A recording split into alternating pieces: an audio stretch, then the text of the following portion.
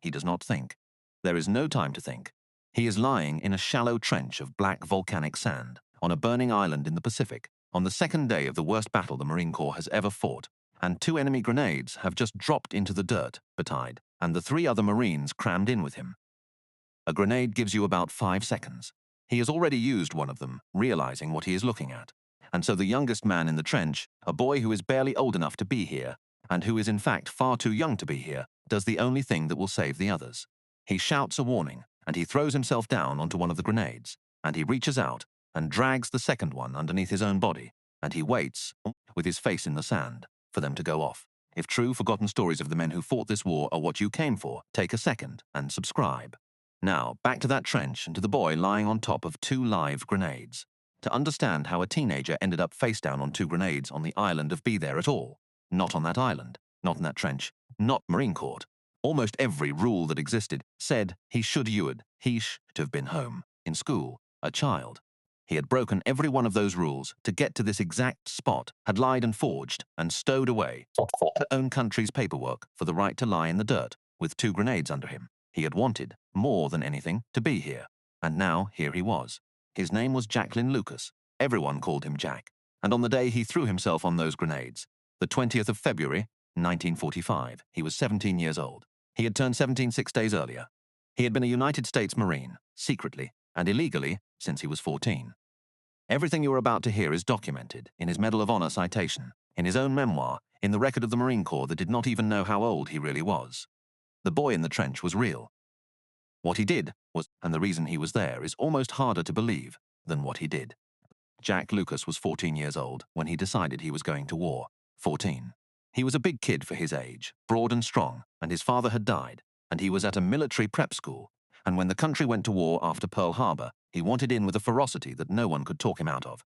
So in 1942, at the age of 14, he forged his mother's signature on the enlistment papers, lied about his age, claimed to be 17, and walked into a Marine Corps recruiting office. And because he was big, and because it was wartime, and because no one looked too hard, the Marine Corps took him. He was, at 14, a United States Marine, and no one who mattered knew it. But wanting to fight and getting to fight are 2 different things, and the Marine Corps, not knowing it had a child on its hands, did what the Marine Corps does with a big, strong teenager who can drive.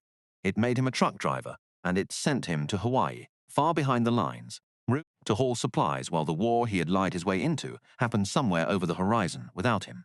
For months, he drove trucks and grew angrier. He got into trouble. He wrote letters. He had committed fraud and left his family and thrown himself into the Marines to fight, and instead he was a teenage delivery boy in paradise, and it was eating him alive. The war was going to end, he was sure, before he ever got to see it. So he did the second impossible thing. In January of 1945, when he learned that his unit was not going into combat, but that other ships were heading for a coming battle, Jack Lucas walked away from his assignment, which is a serious crime in the military, and he sneaked aboard a transport ship crammed with Marines bound for the invasion of an island called Iwo Jima. He hid. When he finally turned himself in aboard the ship, far out at sea, too far to be sent back, he was in enormous trouble, a stowaway and a deserter from his post. But he had done it. He had gotten himself onto a ship heading into the fight. They could punish him later. First, there was going to be a battle, and he had made absolutely certain he would be in it. He turned 17 on the 14th of February, 1945. Somewhere on the ocean, closing in on the island, the Marines went ashore on Iwo Jima, into a killing ground of black sand and hidden guns that would become one of the most battles in American guns that would become one of the most savage battles in American history. And Jack Lucas, the boy who had lied his way in at 14 and stowed away to get here, went ashore with them, 17 years old. He had fought so hard to be at the front in the worst place in the world. He should have been in serious trouble for it. Stowing away and leaving his post was not a prank. In the military, it was close to desertion, and men were court-martialed and jailed for far less. When Lucas was discovered aboard the ship, the officers had every right to lock him up and send him back in disgrace. But the ship was already committed to the invasion, and nothing was in shorter supply than riflemen for the fight ahead. And so instead of a cell, Jack Lucas was handed a rifle and attached to a combat unit. The Marine Corps could sort out the paperwork of his crimes later, if he lived.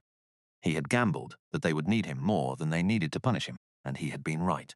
On his second day on the island, the 20th of February, Lucas and 3 other Marines were pushing forward through the maze of trenches and enemy positions when they came suddenly face to face with the enemy at close range and a firefight erupted in the tight space. In the middle of it, 2 grenades landed in the trench, among the 4 of them.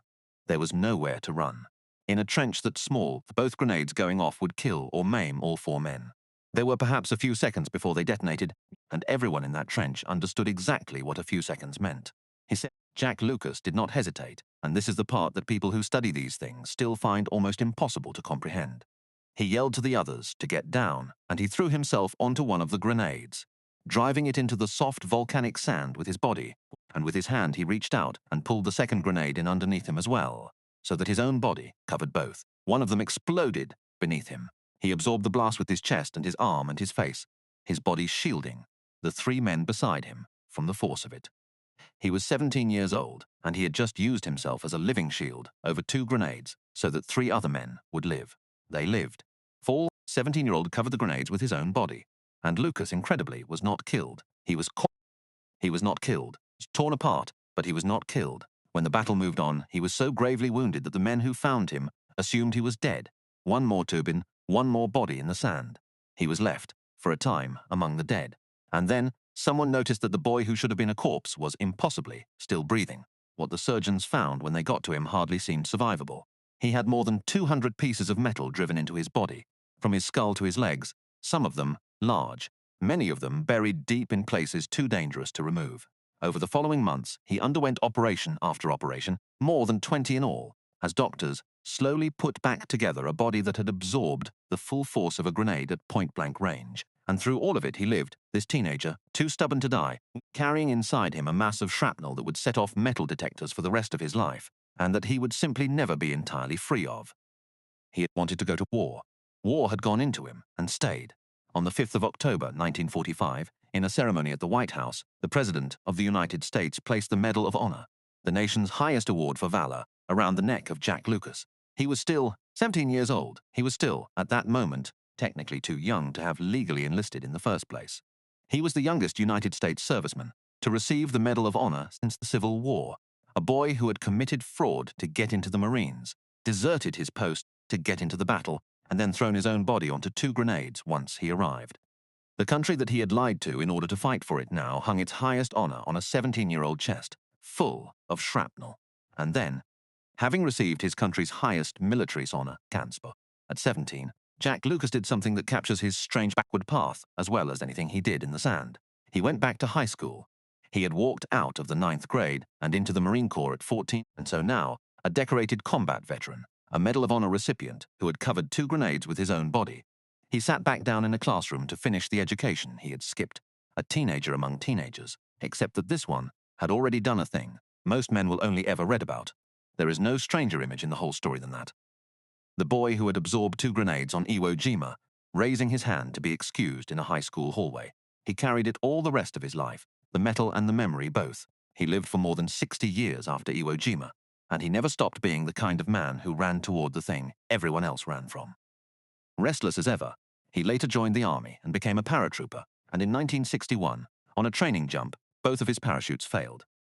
The main canopy did not open. The reserve tangled and would not catch the air, with nothing above him working the way it was supposed to. He hit the earth, and he got up, and he walked away, having cheated death yet again in a way that no reasonable accounting of the odds can explain. The man who had absorbed 2 grenades at 17 had now survived a fall that should have killed him twice over. He seemed almost unkillable, a man who had used up 10 ordinary lifetimes of luck and kept finding more. He titled the book he eventually wrote about his life with a single word that summed him up: Indestructible. But the word that mattered most was never really about being hard to kill. What Jack Lucas did in that trench was not toughness. It was a choice made by a 17-year-old in the space of a heartbeat to spend his own body so that 3 other men would go home. He had lied and schemed and broken every rule for years to get himself to the front, driven by something he could barely explain. And when the front finally handed him the worst decision a man can face, he made it instantly in favor of the men beside him. That is the thing the shrapnel and the medals and the survival stories tend to obscure. The whole point of Jack Lucas is not that he could not be killed. It is that, at 17, he was willing to be. Think about the arithmetic of it one more time. A 14-year-old forges a signature to get into a war. A 16-year-old drives trucks and rages at being kept from it. A 17-year-old stows away to reach a battle, lands on the worst island of the Pacific, and on his second day, there throws himself onto 2 grenades to save 3 men he had known for a matter of days. Every step of that story is a boy choosing, again and again, to run toward the danger that everyone with any sense was running away from.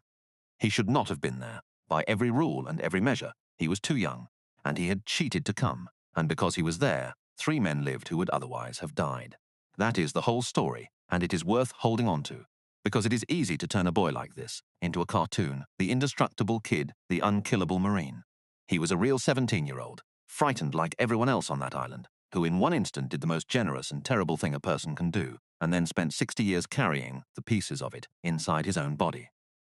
He lied to get into the war because he could not stand to be left out of it, and when the war finally asked him the only question that mattered, whether he would give his own body for the men beside him, a 17-year-old boy, face down in the black sand, did not even take the full 5 seconds to answer. He said yes with his whole life, and somehow he lived to be thanked for it.